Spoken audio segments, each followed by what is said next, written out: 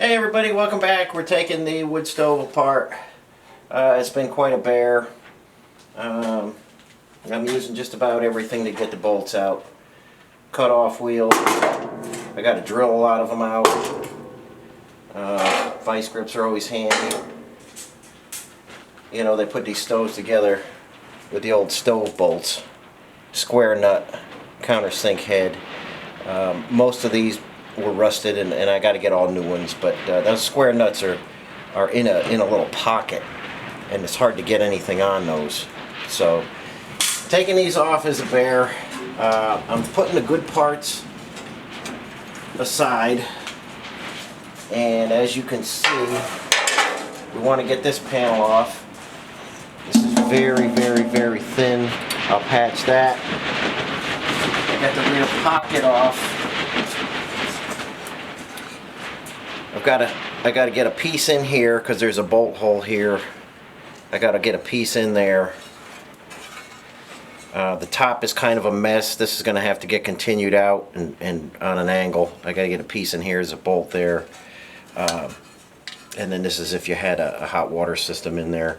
I have another one of these. We'll just put that on. In a pinch, I have made these before on other wood stoves out of just steel. But the cast iron here is in good enough shape where I can save this one.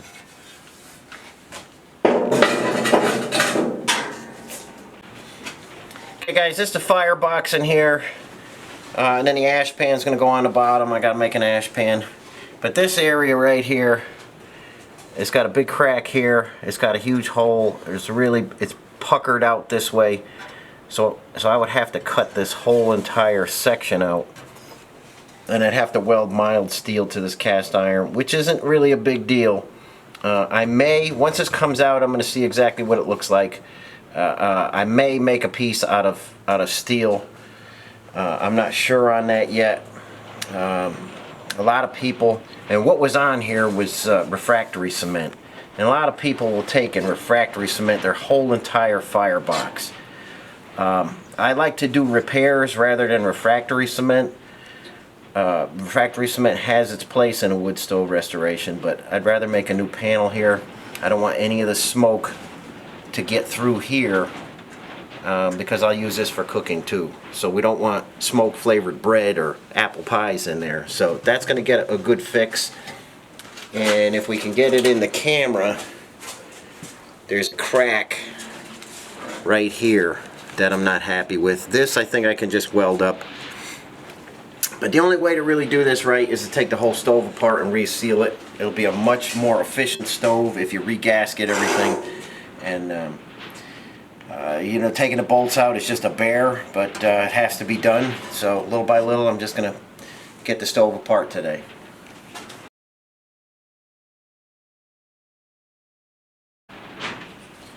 Okay guys, we got that back piece off that's got the huge hole in it.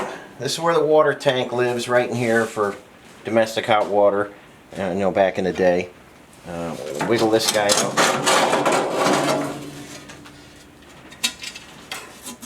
They had this whole thing packed with cement. We're going to put real gaskets in there this time and make it a tight stove. So, like I say, little by little, this whole thing's got to come apart.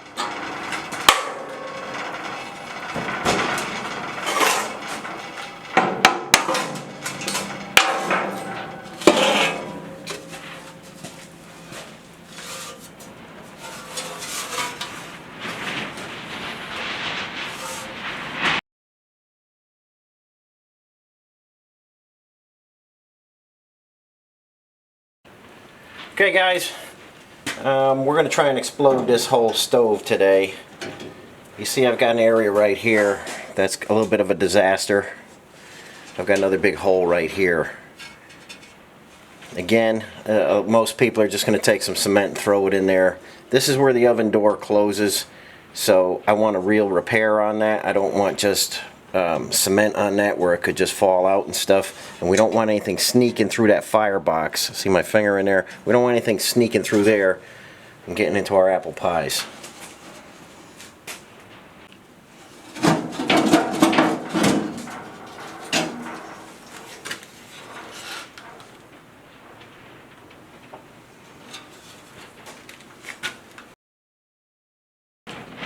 Okay guys, it's been quite a battle. It's our last piece. I got the nuts off the other side. I'm just going to try and wiggle it right out of there.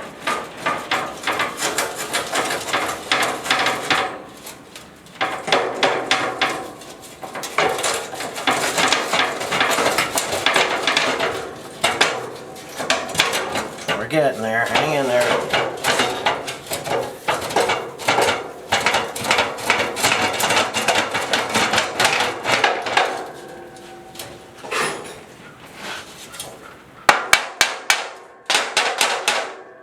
I got one little hang up there. Let me take care of that and be right back with you.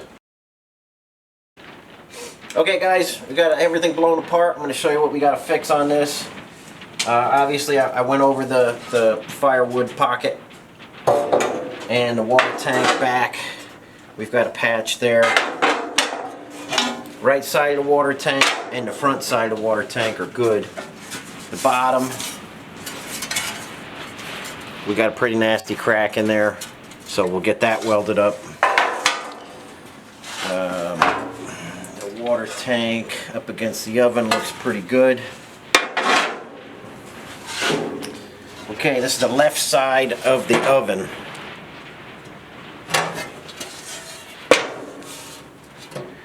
You can see that's in tough shape. I'm still deciding if I want to make a whole new piece or if I'm going to try and fix that.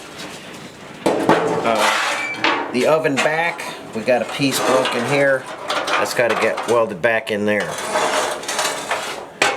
We've got a crack right here. We'll get that fixed up. The bottom is actually in very good shape. It's dirty. We got to clean that up. Not a big deal. The oven, we got this crack right here. Again, I don't want smoke going down into the oven, so that's got to be fixed. The bottom is in very good shape. And this is the front. We've got a big hole here. And like I said, I showed you before we took it apart, we've got a pretty good size tear right there. We don't want that.